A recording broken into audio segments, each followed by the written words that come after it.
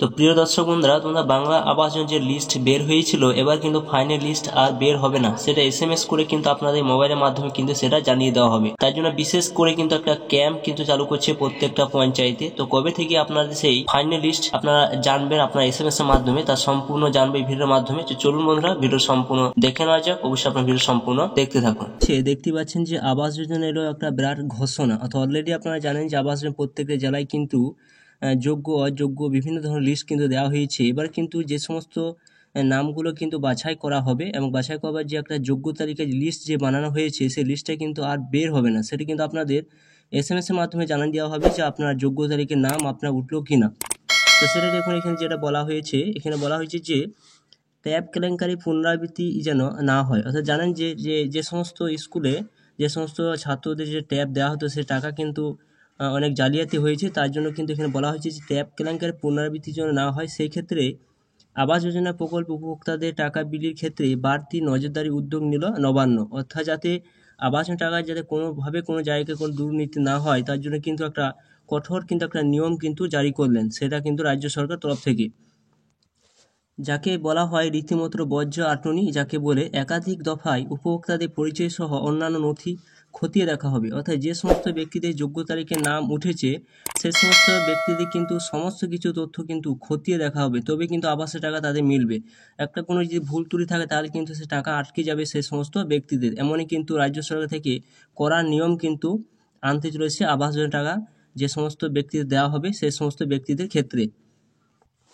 এছাড়া বলা হয়েছে সবশেষে এলাকায় ক্যাম্প খুলে আরও একবার এই বিষয়ে নিশ্চিত হবে স্থানীয় প্রশাসন। অর্থাৎ দেখতে পাচ্ছেন এখানে যে বিভিন্ন জায়গায় যে পঞ্চায়েতগুলো রয়েছে, সে সমস্ত পঞ্চায়েত কিন্তু আবার বিশেষ একটা ক্যাম্প কিন্তু খোলা হবে এবং সেইখানে কিন্তু একটা নিশ্চিত করা হবে যে সেই সমস্ত ব্যক্তিদের সমস্ত কিছু যে ডকুমেন্টসগুলো দেওয়া হয়েছে সেগুলো নামের সঙ্গে তাদের ম্যাচ হচ্ছে কিনা এবং আধার সঙ্গে ফোন নাম্বার লিঙ্ক করা রয়েছে কিনা, সমস্ত কিছু কিন্তু খতিয়ে দেখবে। তারপরে আবাস প্রকল্পে বাড়ি তৈরির টাকা কিন্তু পাবেন উপভোক্তারা, যেটা দেখুন এখানে উল্লেখ করছে।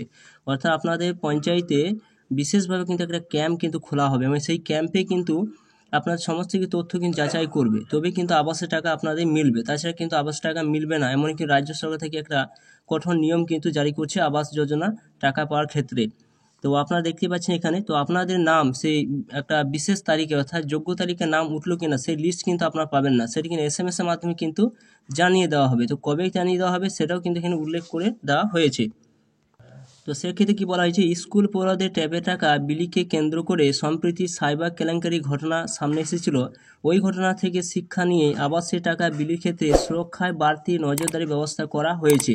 তো দেখতেই পাচ্ছেন যে ট্যাব কেলেঙ্কারিতে যেভাবে যে টাকা কিন্তু নয় ছয় হয়েছিল, জালিয়াতি হয়েছে, সেই থেকে কিন্তু সরকার বিশেষভাবে সতর্ক হয়েছে। এই জন্য কিন্তু আবাস তালিকায় যে টাকাগুলো দেওয়া হবে 15 তারিখ থেকে, সেই টাকাগুলো দেওয়ার ক্ষেত্রে কিন্তু যে সমস্ত ব্যক্তিদের যোগ্য তালিকায় নাম থাকবে সেই সমস্ত ব্যক্তিদের সমস্ত কিছু কিন্তু তথ্য খতিয়ে দেখা হবে। তার জন্য বিশেষ যে ক্যাম্প কিন্তু সেই চালু করছে। এছাড়া দেখুন এখানে বলা হয়েছে এই জন্য বিশেষ একটা পোর্টাল খোলা নয়, কি কি নিয়ম অনুসরণ করতে হবে ইতিমধ্যে তার তালিকা প্রতিটি বিডিও অফিসে পাঠিয়ে দেওয়া হয়েছে, যেটা কিন্তু প্রত্যেকটা ব্লকে কিন্তু সেটা পাঠিয়েও দেওয়া হয়েছে। যে এই জন্য শুধু বিশেষ পোর্টাল খোলাই নয়, কি কি বিষয় তার অনুসরণ করতে হবে তার জন্য কিন্তু প্রত্যেকটা ভিডিওতে কিন্তু পাঠিয়ে দেওয়া হয়েছে সেই নোটিশটা, এবং ভিডিওতেই কিন্তু সেটা চলে যাবে পঞ্চায়েতে এবং পঞ্চায়েতে কিন্তু সেই সমস্ত ধরনের নিয়মগুলো নিয়ে একটা ক্যাম্প কিন্তু ইতিমধ্যে নথি দফায় দফায় খতিয়ে দেখার পর উপভোক্তাদের নামের তালিকা তৈরি করেছে প্রশাসন। জানা যাচ্ছে যে এবার সেই তালিকা হাতে কলমে খতিয়ে দেখতে প্রতিটি গ্রাম পঞ্চায়েতে টাকা বিলির আগে বিশেষ ক্যাম্প খোলা হবে। তো দেখতে পাচ্ছেন যেটা উল্লেখ করা হয়েছে, অর্থাৎ টাকা ছাড়ার আগে কিন্তু একটা ক্যাম্প করে প্রত্যেকটা ব্যক্তির কিন্তু নাম খতিয়ে দেখা হবে, নামের সঙ্গে সমস্ত কিছু তথ্য ঠিক রয়েছে কিনা, তারপরে কিন্তু আবাসের টাকা রাজ্য সরকার থেকে কিন্তু ছাড়বে। এমন কিন্তু তার জন্য কিন্তু বিশেষ ক্যাম্প কিন্তু খোলা হচ্ছে। এখানে নিজের নাম ব্যাংকের সমস্ত তথ্য যাচাই করে সম্মতি দেবেন নির্বাচিত উপভোক্তা। অর্থাৎ দেখতে পাচ্ছেন যে সমস্ত ব্যক্তি ফাইনালিস্টের নাম থাকবে সেই সমস্ত ব্যক্তি কিন্তু নিজের নাম ব্যাংকের সমস্ত তথ্য যাচাই করে তিনি সম্মতি দেবেন যে হ্যাঁ আমারই এই সমস্ত আমারই রয়েছে। এরপর বিশেষ ওই পোর্টালে উপভোক্তার নামের সঙ্গে তার আধার নম্বরের সংযুক্তিকরণ করবে প্রশাসন। তো দেখতে পাচ্ছেন এখানে যেটা উল্লেখ করা হয়েছে যে বিশেষ পোর্টালের মাধ্যমে কিন্তু তাদের নামের সঙ্গে আধারের নম্বর সংযুক্তি করবে। অ্যাপের মাধ্যমে সংযুক্তিকরণ করলে উপভোক্তা পরিচয় নিশ্চিত করতে বায়োমেট্রিক ব্যবস্থা রাখা হবে। তো দেখতে পাচ্ছেন বায়োমেট্রিক কিন্তু ব্যবস্থা রাখা হবে, তবে কিন্তু টাকা মিলবে। এছাড়াও যে মোবাইলে নাম্বারের সঙ্গে আধার কার্ডের সংযুক্তিকরণ করা হয়েছে, তো আপনার কিন্তু আধার কার্ডের সঙ্গে ফোন নাম্বার কিন্তু লিঙ্ক করা থাকতে হবে। তো সংযুক্ত করা হয়েছে সেই মোবাইল নাম্বার ওটিপির মাধ্যমে এই কাজ করা যাবে, যেটা কিন্তু সুন্দরভাবে সেখানে পরিষ্কারভাবে কিন্তু বলে দেওয়া হয়েছে। তবে কিন্তু মিলবে আপনাদের আবাসের টাকা। পুরো প্রক্রিয়াটি ভালোইভাবে মিললে তবে আবাসের চূড়ান্ত নামের তালিকা উঠবে সংশ্লিষ্ট ব্যক্তির নাম।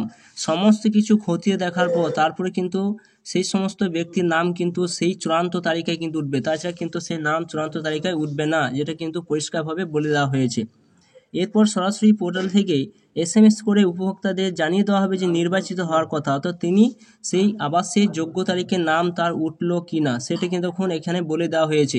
সমস্ত কিছু খতিয়ে দেখার পর যে সমস্ত ব্যক্তির যোগ্য তালিকায় নাম রয়েছে, সমস্ত কিছু খতিয়ে দেখার পর সেটা যদি দেখে সমস্ত কিছু সঠিক, তারপরে কিন্তু এসএমএস করে জানিয়ে দেওয়া হবে যে তিনি একজন যোগ্য তালিকায় নাম উঠলো। এরপর তিনি 15 ডিসেম্বর থেকে এই আবাস টাকা বিলি করা হবে বলে আগে যে ঘোষণা করেছিলেন মুখ্যমন্ত্রী মমতা বন্দ্যোপাধ্যায় এবং ডায়মন্ড হারবারের সাংসদ অভিষেক বন্দ্যোপাধ্যায় সূত্রের খবর।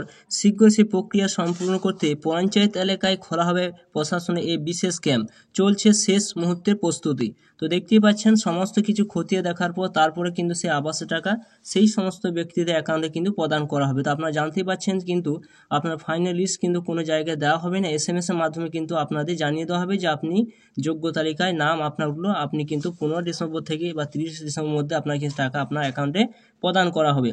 তো অনেক কিছু পথ কিন্তু আপনাদের পেরিয়ে আসতে হবে, তবে কিন্তু মিলবে আপনাদের আবাসের টাকা।